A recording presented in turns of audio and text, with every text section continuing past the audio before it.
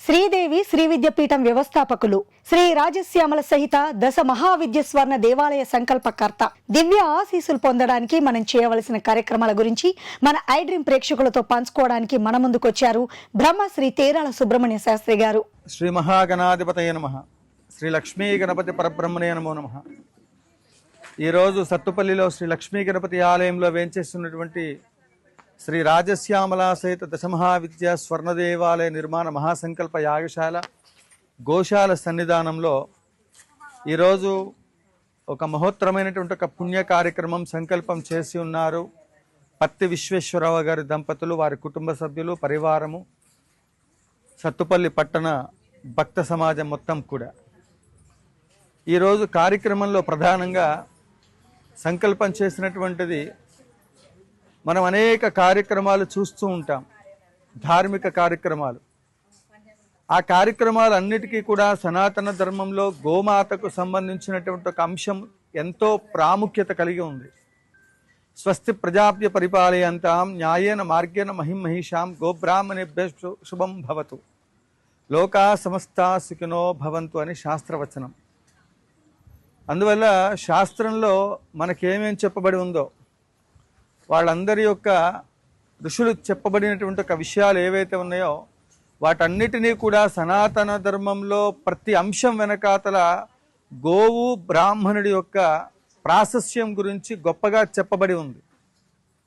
ఎటువంటి ధార్మిక కార్యక్రమాలు చేయాలన్నా కూడా ఒక పవిత్రత రావాలి అంటే గోమాతకున్నటువంటి ఒక వైభవం, గోమాతకున్నటువంటి ఒక విశిష్టత ఇక ఎంత చెప్పినప్పటికీ కూడా తక్కువే.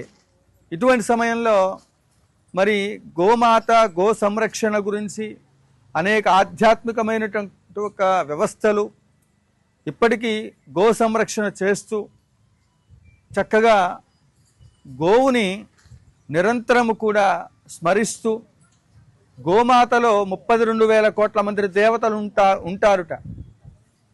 ఒక మనం ఇప్పుడు సంకల్పం చేసినటువంటి ఒక స్వర్ణ దేవాలయం లాంటి దేవాలయాలు, కోటి దేవాలయాలు కడితే ఎంత పుణ్యమో నాన్న. అంతటి మహోత్తరమైనటువంటి ఒక పుణ్య ఫలితం ఒక్క గోమాతను సంరక్షణ చేయటంలో కానీ, గోవును పెంచటంలో కానీ, గోసేవ చేయటంలో కానీ, మన పరిసర ప్రాంతాల్లో ఉండబడేటువంటి ఒక గో సేవకు సంబంధించిన దాంట్లో గోశాలలు ప్రతి నియోజకవర్గంలో, ప్రతి దేవాలయంలో కూడా ఏర్పాటు చేసే విధంగా ప్రయత్నాలు చేయటం కానీ, ఇవన్నీ కూడా అశ్వమేధాది యాగములు చేస్తే ఎంత పుణ్య ఫలితం వస్తుందో అంత పుణ్య ఫలితం ఏకకాలంలో 32,000 కోట్ల మంది దేవతలను దర్శించేటువంటి ఒక పుణ్య ఫలితం. అయితే ఇటువంటి మహోత్తరమైనటువంటి ఒక కార్యక్రమాలలో ఈ రోజున ఈ గోశాలలో కోరుకొండ వెంకటేశ్వరరావు గారు, అదే మాదిరిగా ఇక్కడ ఉన్నటువంటి ఒక భక్తులు పత్తి విశ్వేశ్వరరావు గారి దంపతులు, వీళ్ళందరూ కూడా కలిసి, ముఖ్యంగా పత్తి విశ్వేశ్వరరావు గారు సంకల్పం గోమాతలకు గరుకు స్తంభం వెయ్యాలి అని, దానికి తగినటువంటి ఒక సశాస్త్రీయమైన పద్ధతిలో మన కార్యక్రమం మొత్తం కూడా ఆచార్యులు నిర్వహించి చక్కగా స్తంభాన్ని స్థాపించడం జరిగింది. ఏమిటయా దీని యొక్క స్వరూపం? గరుకు స్తంభాన్ని స్థాపనం చేయడం వల్ల ఏం లభిస్తుందయా అంటే, ఇవి సిమెంట్తో చేయొచ్చు కదా అంటే, ఆ గోవు యొక్క గంగడోలికి సిమెంట్తోనో దేనితోనో చేస్తే రాపిడి జరిగి అది రక్తస్రావం అయితే పాపం వస్తుంది. అందువల్ల దానికి సంబంధించి కృష్ణశిలను ఎంచుకొని లింగ రూపంలో పరమేశ్వర స్వరూపంగా దాన్ని భావిస్తూ, గోవు యొక్క ఆ రాపిడి చేత దాని యొక్క సుఖం మొత్తం కూడా ఈ గరుకు స్తంభంలో ఉంటుంది. గోమాతకి గ్రాసం పెడితే వచ్చేటువంటి ఒక తృప్తి కంటే గోవు యొక్క గరుకు స్తంభాన్ని ఏర్పాటు చేసినప్పుడు పితృదేవతలు ఎవరైతే ఉంటారో వారు ముక్తి నొందుతూ ఉంటారు. అలానే ఆ వంశం తరిస్తుంది. మూలతో బ్రహ్మ రూపాయ, మధ్యతో విష్ణు స్వరూపనే, అగ్రతో శివలింగ రూపాయ, ఇలా బ్రహ్మ విష్ణు మహేశ్వర స్వరూపంతో 3,00,00,000 మంది దేవతల యొక్క మరి స్వరూపంతో విరాజిల్లుతున్న ఒక్కొక్క స్తంభాన్ని మనం గోశాలలో స్థాపనం చేయటం ద్వారా ఇంద్రాది దేవతలు, అష్టదిగ్బాలకులు, 3,00,00,000 మంది దేవతలు, అసలు దీని విశిష్టత ఇంత అంత అని చెప్పడానికి 10 నిమిషాల వీడియోలో సరిపోదు. అయితే ఈ గోశాలలు గో వ్యవస్థకు సంబంధించిన దాంట్లో శాస్త్ర ప్రామాణిక గ్రంథాల్లో సొంత స్థలాల్లో చేసుకున్న దానికంటే ప్రతి గ్రామంలో కూడా గోశాలలు పెద్దగా ఏర్పాటు చేసి దానికి సంబంధించి గోశాలకు సంబంధించిన స్థల సేకరించి ఒక్కొక్క గోవు ఎంత నిలబడుతుందో అంత భూదానం చేసి ఆ ప్రాంతంలో గరుకు స్తంభం స్థాపన చేసి దాని యొక్క పోషణ చేయాలనేటువంటిది విధానం.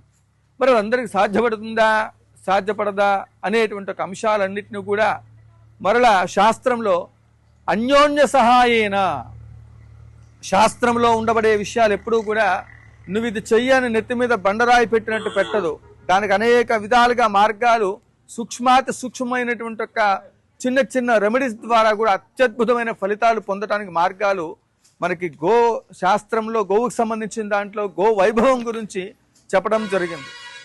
అందువల్ల అందరూ కలిసి సామూహికంగా చేసే కార్యక్రమాలలో లేదా ఈ గరుకు స్తంభం చేసిన ప్రదేశంలోకి వచ్చి గోమాతలకి గోగ్రాసం ఏర్పాటు చేసిన గోపోషణ చేసినట్లయితే ఆయా గ్రామాలలో అసలు ఇంకా పూర్వకాలంలో ఇప్పటికీ కూడా ప్రతి దేవాలయంలో గోవు లేకుండా ఏ పూజ చేయడానికి అర్హత లేదు. కానీ పోషణ, దాని మెయింటెనెన్సు, దానికి సంబంధించిన వ్యవస్థ చాలా క్లిష్టంగా ఉన్న తరుణంలో ఇక్కడ సత్తుపల్లిలో ప్రతిష్టాత్మకంగా మరి గోశాలకు సంబంధించిన అభివృద్ధి కార్యక్రమాలలో ప్రతి కార్యక్రమంలో కోరుకొండ వెంకటేశ్వరరావు గారు ఒక బాధ్యత తీసుకున్నారని కూడా చెప్పవచ్చు ఈ సందర్భంలో వారి పరివారం ద్వారా. దాంట్లో భాగంగా ఈరోజు మరి పత్తి విశ్వేశ్వరరావు గారు వారి యొక్క పూర్వజన్మ సుకృత ఫలితమో ఇంకోట మొత్తానికి ఈ కార్యక్రమాన్ని సంకల్పం చేసి అద్భుతంగా ఈ కార్యక్రమాన్ని దేదీప్యమానంగా జరిపారు. ఇదంతా మీకు ఎందుకు చెప్తున్నామయ్యా అంటే ఈ కార్యక్రమానికి ఇక్కడికి రాలేకపోయినా కూడా ఎవరెవరైతే ఈ వీడియో చూస్తూ ఉన్నారో మీరు ఈ కార్యక్రమంలో భాగస్వాములు కావాలి అంటే ప్రతి ఒక్కళ్ళు కూడా గోసేవలో పాల్గొని సనాతన ధర్మంలో ప్రతి ఒక్కళ్ళు ముందుకు రావాల్సిందిగా కోరుతూ, కామాక్షి జయ జయ శంకర హర హర శంకర, కాంచీ శంకర కామకోటి శంకర, జయ కామాక్షి.